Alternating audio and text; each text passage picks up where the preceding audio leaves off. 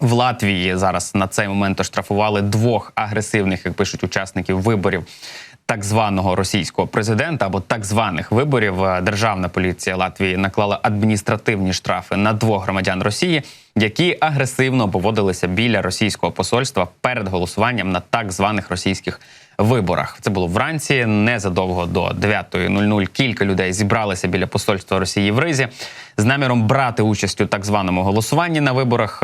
Воно триватиме тільки 1 день, 17 березня. Поліція попросила документи у тих, хто зібрався. 2 присутніх загалом проігнорували цю вимогу, стали агресивними, намагалися чинити опір. Зрештою, традиційно, як себе поводять росіяни за кордоном, впали на землю і потім почали голосно кричати. Тому їх затримали і доставили в управління поліції. Після перевірки та оформлення адміністративного штрафу обох громадян Росії відпустили. Поліція підтвердила, що у них були чинні дозволи на перебування в Латвії, але загалом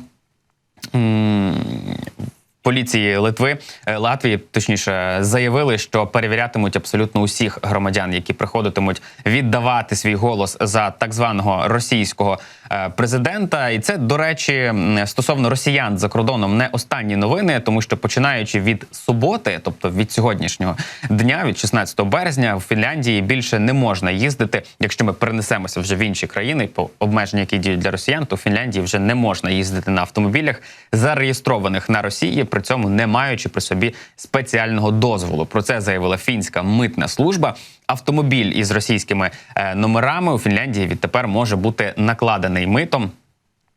обкладений митом і ПДВ, після чого він має виїхати за межі Європейського Союзу.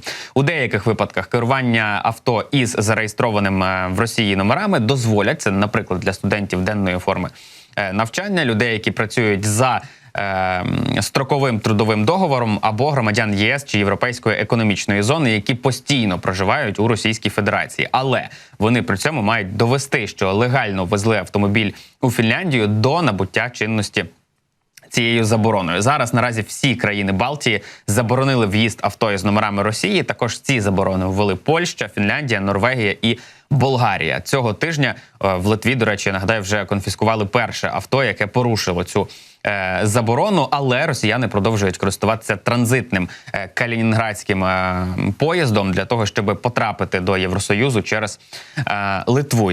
Зокрема, і таким чином намагаються обійти цю заборону. До цієї години ми поговоримо і про те, що у Європейському Союзі відреагували на ракетний удар російських окупаційних військ по Одесі, який вчора стався. Я нагадаю, внаслідок нього загинули і постраждали десятки осіб. Про це заявив зовнішньополітичний речник Єврокомісії Петр Станов. Він назвав російську атаку надзвичайно жахливим і смертоносним ударом по цивільних об'єктах.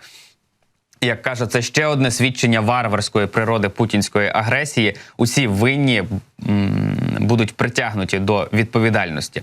В день 15 березня, тобто вчора, Одеса опинилася під ракетним ударом Російської нацистської федерації. Потужний вибух пролунав у місті близько 11:00. В повітряних силах повідомили про ракету в напрямку міста. Після цього, в Одесі чули і повторний вибух. Кількість загиблих внаслідок російського ракетного удару зросла до 20, поранених до 75. Нагадаємо собі наслідки, які відомі на цей момент. В результаті ракетного обстрілу постраждало 75 осіб, у тому числі 20 осіб загинуло, серед них 1 медик та 1 рятувальник ДСНС. Вони загинули вже внаслідок другого вибуху, коли приїхали надавати допомогу після першого вибуху. Одразу ж і другий за ним пролунав. Всього до лікувальних закладів звернулися 55 осіб, зараз отримують стаціонарне лікування 42 особи, 9 людей перебувають у важкому стані. Завтра в Одесі і в області проголошено День жалоби, найщиріші співчуття родинам загиблих. Також в результаті ракетного обстрілу в Одесі пошкоджені інженерні комунікації, газу та електропостачання. Станом на вчора, на 22:00, ТЕК відновив електропостачання 531 абоненту, залишилося 4 абоненти без напруги. Роботи проводяться і сьогодні вранці. Без газопостачання було 800 осіб. Загалом планують до сьогоднішнього дня відновити всі пошкодження, які є. Аварійні і комунальні служби продовжують працювати на місцях. Ситуація продовжує насправді бути напруженою, тому що росіяни продовжують свої терористичні атаки по українських містах і регіонах. Одеса та Одещина страждають у тому числі. Росіяни, окрім того, що б'ють по припортовій інфраструктурі, продовжують гатити також і по цивільних об'єктах, по багатоквартирних житлових будинках, намагаючись таким чином вразити якомога більшу кількість житлових будинків, якомога більшу кількість цивільної інфраструктури, продовжуючи, якщо у них є така нагода, завдавати своїх терористичних ударів. Тому у котрий раз нагадуємо, якщо чуєте сигнали повітряної тривоги, не ігноруйте їх і максимально швидко спускайтеся в укриття, тому що росіяни і російські ракети, вони літають насправді дуже швидко. Вибухи в Одесі пролунали незадовго після того, як почалася повітряна тривога. Окупанти не воюють за правилами, скажімо так, і законами ведення війни. Вони намагаються завдавати якомога більше терористичних ударів, тому що можуть це робити і активно користуються цією нагодою.